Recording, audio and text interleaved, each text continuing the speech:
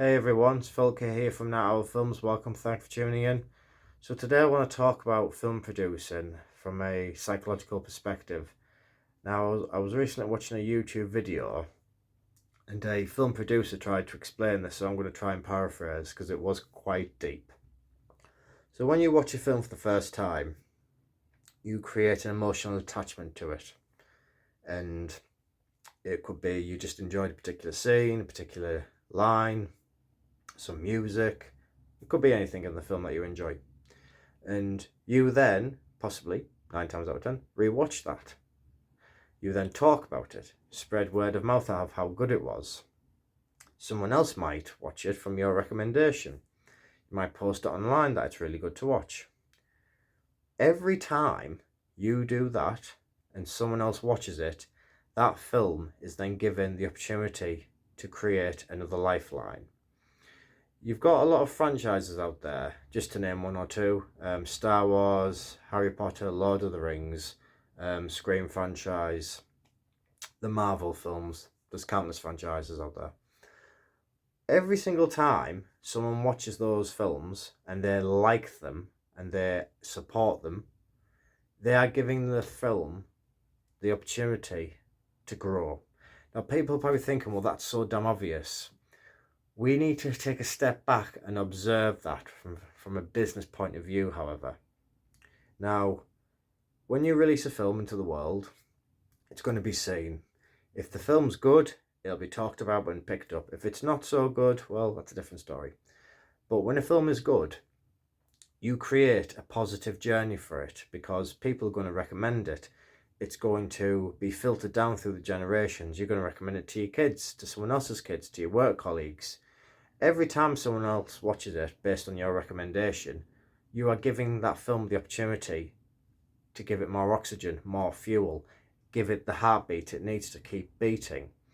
And that's why when you actually take a step back and you think, right, this franchise has, let's say, 5 films in it. How has it got there? Because people have watched it and they've recommended it and they've wanted more films, and that gives it the opportunity to grow. But it's not just about franchises that are continually growing. I'm going to take the best example I can give. The Exorcist with Linda Blair. That film was one of the scariest films of all time when it came out. Nothing like it had been done before. And looking back, because it's decades old now, people are still talking about it. For me personally, it's no longer the scariest film of all time because I've seen it that many times. But to people watching it for the first time who don't know what to expect, it blows them away. They want to watch it again if they have the nerve to do it, because a lot of people just don't have the nerves. It's too much for them. And when you look at it like that and it's still being talked about in today's age, I still see posts on social media recommending The Exorcist to people who haven't watched it. And you think, well, that film was made back in 1970 though. It doesn't matter. It's got a legendary status to it. And that's where we get the expressions from, our movie star, legend, icon. Those statuses aren't just applied for no reason, unless of course you're just one of these people who exaggerates things for things like the Terrifier franchise. That is exaggerated. But when it comes to genuine authenticity, The Exorcist has got that status. It is legendary for being known as one of the scariest films of all time. And through the generations, through word of mouth, through marketing and advertising, completely free from the audiences, the fan base, it's managed to keep itself going and give itself a lifetime and an opportunity to continue growing. When you look at it like that, it sort of gives your thought process a bit of different candy to work with. I hear a lot of filmmakers say to me, oh yeah, I made a film and I shot it out there and yeah, that was it. But then I get the ones that come to me and said, yeah, I've made so many films, people are still watching them, it's still growing, it will get there. And then you have the big filmmakers who have a track record history of making some of the best films ever made, and they still do it. And the films that they made years ago are still so much in popular demand today that every single time someone watches it, it gives it a lifeline to create itself a new opportunity to grow even more. People might be watching this video now thinking, well, that is so damn obvious. We don't see it the way I'm talking about it. We are that absorbed and involved in the process. We don't actually see it. And this producer on the YouTube video, when he explained it, it was like, wow, a film that was made in the 1970s is still so damn popular today.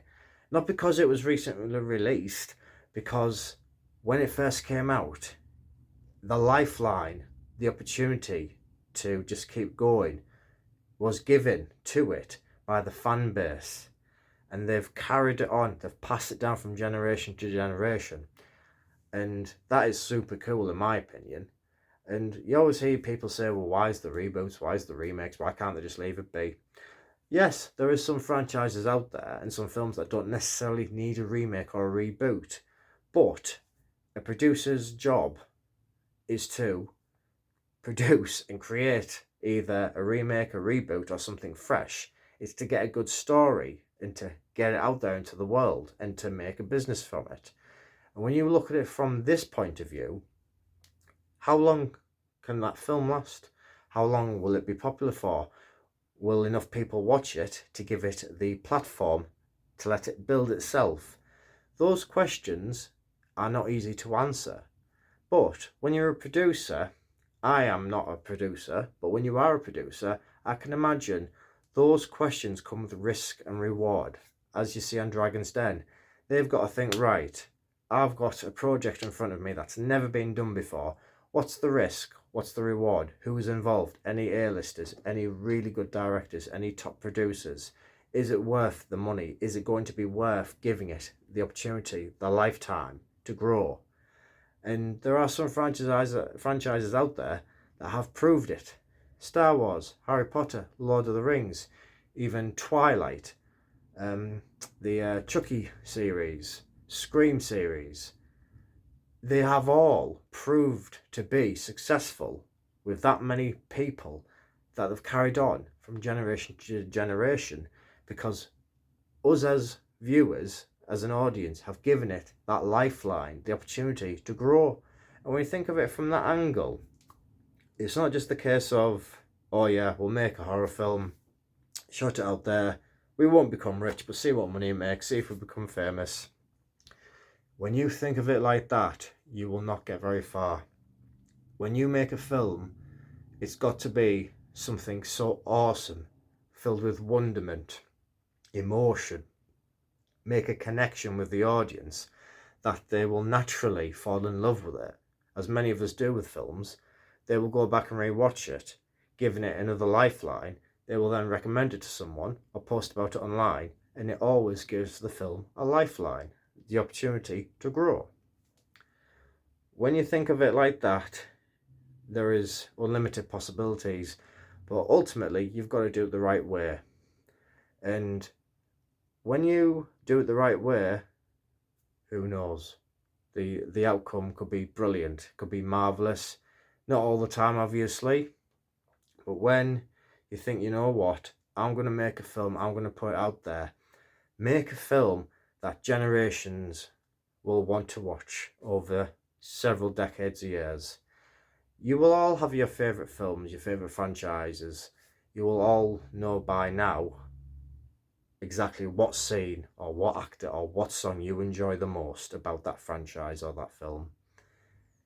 Now, take a step back and think, next time I recommend that film to someone, they're going to watch it, they might enjoy it, they're going to recommend it to someone else. It's a cycle, and it's not a vicious one. And when you look into it from that direction, that cycle, you can either have it in your favour or working against you. To have it in your favour, you need to have a great script and a great cast. The rest will fall into place naturally. Again, I'm no producer, I'm no expert at this, but when I watched that video, I learned so much about film producing as a beginner that I thought, you know what, the film industry, it expands naturally so much.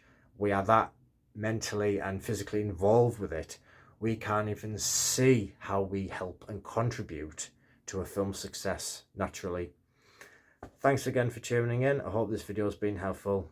Thanks very much.